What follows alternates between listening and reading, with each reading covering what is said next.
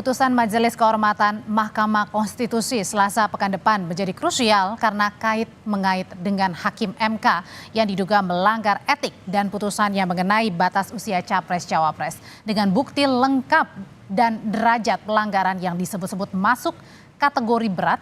Apakah kemungkinan sanksi yang akan diambil MK? Bagaimana pula dengan status putusan MK mengenai batas Capres dan Cawapres dalam hal ini usia? Apakah sah atau tidak dan apa pengaruhnya di Pilpres nanti? Sudah ada sore hari ini mantan Hakim Konstitusi I Gede Palguna. Selamat petang Pak Palguna. Selamat petang.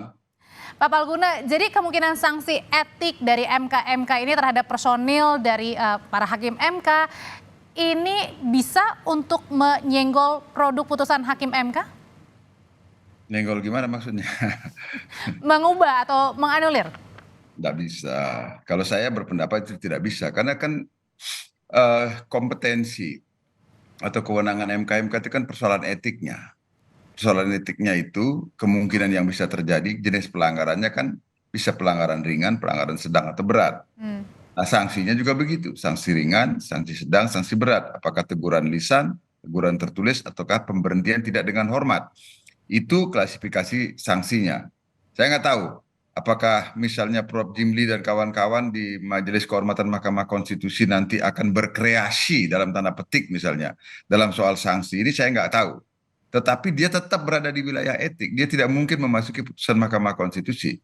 Dengan kata lain, saya ingin mengatakan, putusan Mahkamah Konstitusi sesuai dengan pasal 47 Undang-Undang Mahkamah Konstitusi, bahwa putusan Mahkamah Konstitusi memiliki kekuatan hukum tetap sejak selesai diucapkan dalam sidang terbuka untuk umum, itu tetap berlaku berapapun menjengkelkannya putusan itu bagi banyak orang. Misalnya pada saat ini, dia sebagai putusan ini tetap begitu. Itu nggak boleh ini.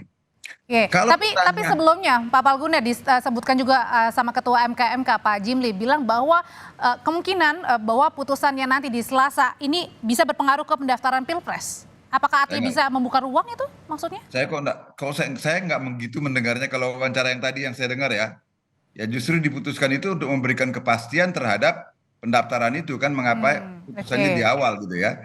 Tetapi begini loh, begini maksudnya itu. Saya bukan bukan ilmuwan politik. Saya murni, saya mengomentari ini dari sudut pandang hukum, dari sebagai mantan hakim konstitusi, dan saya mengerem diri kekepoan saya untuk berkomentar soal politiknya. Gini,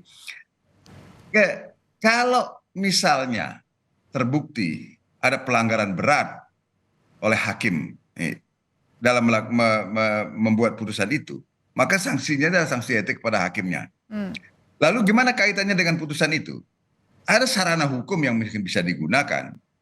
Sekarang pasal 169 huruf Q dari Undang-Undang Pemilu itu kan sudah diberi penafsiran baru oleh Mahkamah Konstitusi kan, dengan putusannya itu. Ini yang mempunyai kekuatan hukum tetap sekarang. Oke. Pertanyaannya, bolehkah ini diuji lagi? Boleh. Ada syaratnya tapi. Yaitu syaratnya adalah sesuai dengan pasal 60 Undang-Undang Mahkamah Konstitusi, harus diajukan alasan konstitusional baru untuk menguji itu. Apakah misalnya yang dimaksud itu adalah bahwa dengan adanya putusan etik, yang mengajukan itu siapa Pak Palguna? Dari alasan konstitusional baru yang digunakan, nah itu kan bisa salah satu anunya. Kalau menyenggolnya sampai ke situ mungkin gitu ya, bisa itu ya. Jadi bisa diajukan kembali permohonan pengujian terhadap pasal ini kalau terdapat alasan konstitusional baru untuk melakukan tindakan. Pak Palguna, kalau berkaitan dengan sanksi etik ini kan beberapa hakim, bahkan semuanya ini ada dilaporkan begitu ya ke MK. Nah, pelanggaran berat apa yang kemungkinan bisa terjadi dengan sanksi yang diterima oleh hakim MK? Kalau pelanggarannya berat itu pemberhentian tidak dengan hormat kan? Kalau itu yang terbukti, kan tidak ada yang lebih berat dari sanksi itu. Pemberhentian tidak dengan hormat. Nah, kalau mekanismenya, kalau pemberhentian tidak dengan hormat itu setelah diputuskan oleh Majelis Kehormatan memang melalui Ketua Mahkamah Konstitusi dan diteruskan kepada Presiden untuk secara administratif nanti kan. Jadi sanksi etiknya itu pemberhentian dengan tidak hormat tadi itu ya? Iya, yang paling berat itu kalau menurut ketentuannya itu yang paling berat itu. Makanya, tapi saya mengatakan saya tidak tahu apakah Majelis Kehormatan sekarang ini akan berkreasi, misalnya membuat rentang atau membuat jenis sanksi yang baru, saya nggak tahu. Tapi yang disebutkan dalam undang-undang kan itu. Oke, Pak Palguna, kalau gitu pelanggaran berat seperti apa sih yang tadi yang klasifikasinya tergolong sanksinya berat? Nah, itu kembali kepada penilaian subjektif dari Majelis Kehormatan yang didasarkan pada fakta-fakta objektif yang diterima selama berlangsungnya proses pemeriksaan di Majelis Kehormatan Mahkamah Konstitusi. Mengapa saya katakan itu pendapat subjektif? Karena kan pada akhirnya harus ada keyakinan dari Majelis Kehormatan apakah dengan fakta-fakta yang ditemukan selama pemeriksaan itu dengan bukti dokumen misalnya dengan laporan dengan kesaksian Oke. dengan keterangan ahli itu sudah cukup untuk membuktikan adanya pelanggaran berat, pelanggaran etik berat Oke. sehingga perlu dapat dijatuhkan sanksi berat itu. Kalau untuk Ketua MK-nya Anwar Usman, apa kira-kira pelanggaran beratnya? Jangan tanya saya bukan ketua majelis kehormatannya. Itu kan nanti kita, kalau misalnya ditemukan pelanggaran berat ya tidak ada pilihan lain kan. Kan itu memang ini ya. Tapi kan itu lagi kalau, saya nggak tahu Oke. apa pemeriksaan sejauh mana, kan ada sebagian yang tertutup kan. Oke, Pak Palguna, sebenarnya persoalan paling berat yang dilihat dalam kasus ini apa sih? Persoalan yang paling berat. Mhm. Nah, itu nggak tahu saya. Apakah benar ada upaya menghambat? Apakah benar ada upaya mempengaruhi di luar hukum acara loh ya?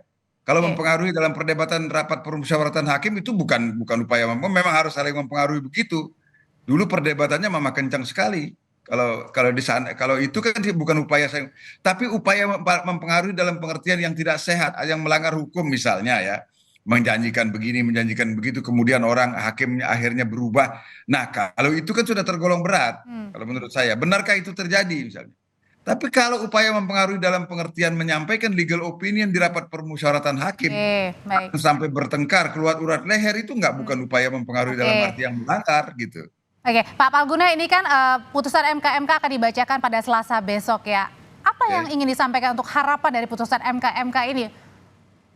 Saya tetap berharap bahwa dengan nama besar Profesor Jimli Asyidiki dan juga nama besar dari Profesor Bintan Regen Saragih, yang keduanya adalah guru-guru saya dan kolega saya sekaligus senior saya, Pak Dr. Wahidudin Adams yang ada di situ, saya ingin menyampaikan bahwa apapun putusan yang dijatuhkan nanti, itu saya meyakini bahwa itu adalah atas dasar pertimbangan yang matang sesuai dengan keyakinan dari Majelis Kehormatan berdasarkan bukti-bukti yang disampaikan. Tidak boleh ada keraguan-raguan di situ.